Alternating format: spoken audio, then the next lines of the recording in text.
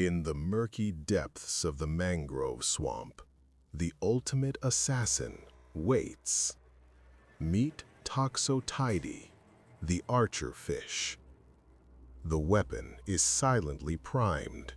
A biological gun barrel forms, and lethal pressure builds.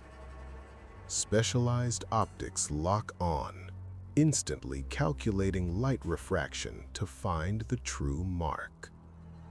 The target, resting high above the water, falsely believing the canopy is a safe zone. At the exact moment the surface breaks, the biological trigger is violently pulled.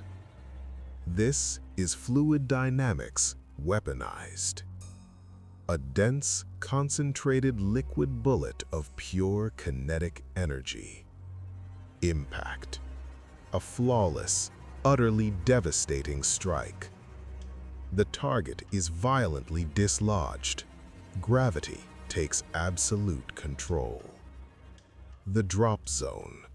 A desperate, frantic struggle against the surface tension. Stealth is completely abandoned.